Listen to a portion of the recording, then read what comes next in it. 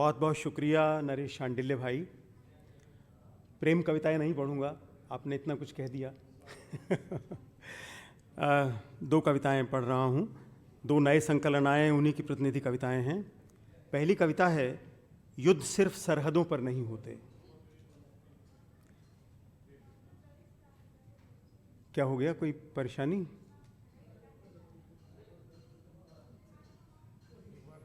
है? कृपया बैठ जाएं, तशरीफ रखें।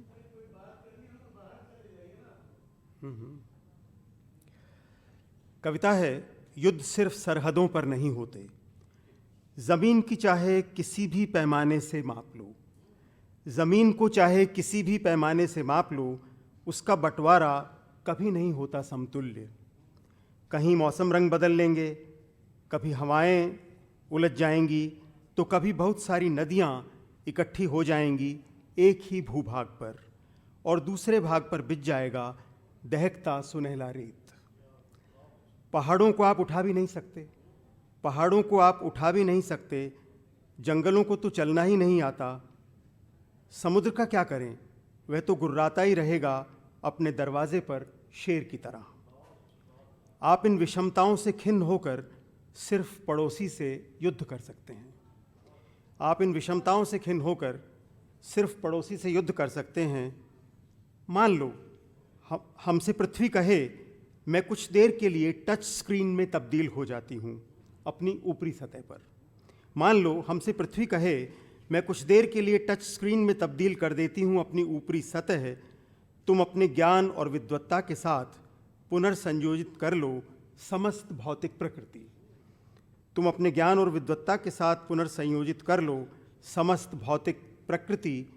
चाहो तो हिमालय को एल्प्स से अदल बदल लो, सहारा का कुछ टुकड़ा यूरोप के आसपास ले जाओ, ब्रह्मपुत्र को नील से जोड़ लो और अरब सागर को बदल दो प्रशांत महासागर से।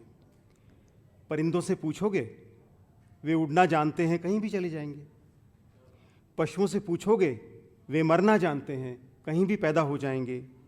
वनस्पतियों से पूछोगे, वे जीना जानती हैं, हर जगह मिट्टी में दबे हैं उनके बीज। स्त्रियों से पूछोगे, हम जहाँ जाएंगे उन्हें वहाँ आना ही पड़ेगा।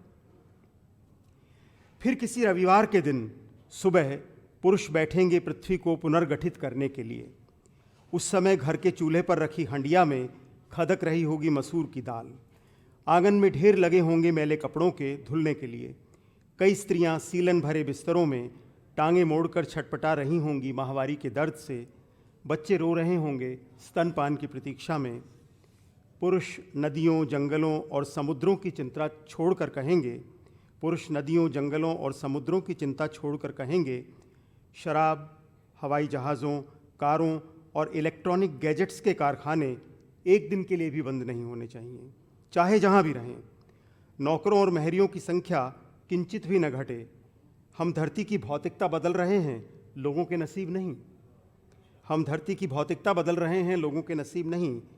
उन्हें ख्याल भी नहीं आएगा कि असंख्य पुस्तकालयों में भरी ढेर सारी किताबों का क्या होगा। बूढ़ों के बहुत आग्रह पर वे शायद बचाने के लिए दौड़ें अपने धर्म ग्रंथ, पर वे भूल कर भी नहीं बचाएंगे कानून की किताबें और संविधान।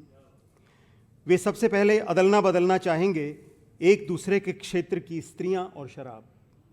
वे सबसे पहले अदलना बदलना चाहेंगे एक दूसरे के क्षेत्र की स्त्रियां और शराब। वे भूल जाएंगे स्त्रियां उनके बच्चों की माएँ भी हैं।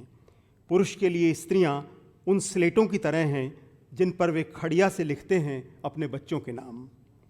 पर स्त्रियां कहीं नहीं जाएंगी, पर स्त्रियां कहीं नहीं जाएंगी। उनकी जूतियां नहीं हैं इतनी आरामदेह कि वे उन्हें बिना हाथ में उठाए चल सके मीलों मील। उनके बच्चे रात में भी सोते नहीं उनकी गंध के बिना। वे उन पुरुषों के लिए भोजन बनाएंगी जो इस निरर्थक बहस को खुद ही छोड़ जाएंगे एक दूसरे को गालियां देते हुए, और कुछ देर बाद हथियारों के ज़ख़ीरे पर बैठकर तैयार कर रहे होंगे अगले युद्ध की रणनीति।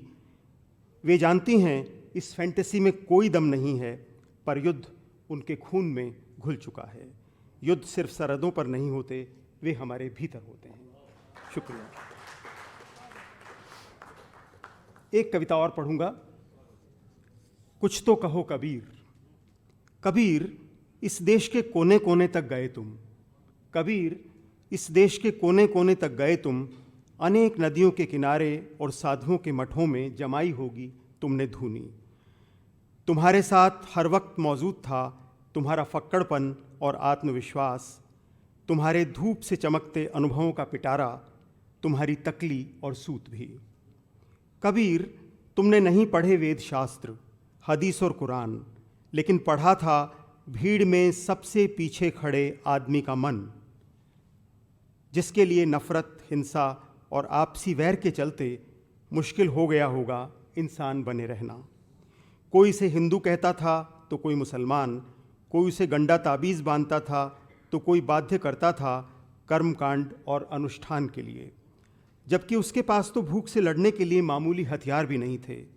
कबीर, किसी भी धर्म के लिए बंद नहीं थी तुम्हारी पाठशाला। कबीर, किसी भी धर्म के लिए बंद नहीं थी तुम्हारी पाठशाला, क्योंकि वहाँ तो खंडन किया जाता था सभी धर्मों की कुरीतियों का। हृदय पर पत्थर रखकर आते थे सभी लोग, कोई लिहाज नहीं पंडित या मौलवी के लिए। तुम तो उस ईश्वर को खोज रहे थे जो बसा है सृष्टि के कण कण में, भास्वित है हम सब की आत्मा में, जिसकी सृष्टि में फ़र्क नहीं है बादशाह और फ़कीर में। कबीर, हम आज तक शोध कर रहे हैं तुम्हारी भाषा पर, क्योंकि देश की सभी भाषाएं मिल गई हैं तुम्हारी भाषा में। कभी इसे खिचड़ी कहते हैं तो कभी सदुक्कड़ी, यह है ही इतनी निश्चल। कबीर, हम आज तक खोज रहे हैं तुम्हारा धर्म और जाति, जो समाहित हो गए हैं मानवता के श्रेष्ठतम मूल्यों में। भूल गए हैं उस कहानी को जो बताया करती थी कि फूलों में तब्दील हो गया था तुम्हारा शरीर, जिसे न मुसलमान गाड़ सकते थे न हिंदू जला सकते थे। कबीर, आज बहुत उदास हूँ मैं। मेरे देश के लोग इस देश को तोड़ने के लिए हर किसी से पूछ रहे हैं उसका धर्म और जातियाँ। कबीर, आज बहुत उदास हूँ मैं। मेरे देश के लोग इस देश को तोड़ने के लिए हर किसी से पूछ रहे हैं उसका धर्म और जाति। वे जब लेते हैं सांस तो क्यों नहीं पूछते हवा से धर्म और उसकी जाति? वे जब लेते हैं सांस तो क्यों नहीं पूछते हवा से धर्म और उसकी जाति? पीते हैं जल पर कभी नहीं पूछते आचमन में भरे जल का धर्म या उसकी जाति। बन गए हैं खुद के ही दुश्मन। कबीर, सच बताना, क्या तुम्हारी खड्डी पर बने कपड़े को पहनने से पहले कोई ब्राह्मण पूछता था तुम्हारी या उस कपड़े की जाति? जीवन का गणित तो हर युग में समझते थे लोग। बाबा, जल रहा है मेरा देश, प्रकट हो जाओ उन मुट्ठी भर फूलों से इस आपदा की घड़ी में। भक्त आप भगवान हैं जानत नहीं अयान, शीस नवावे साधु को बूझी करे अभिमान। नमस्कार।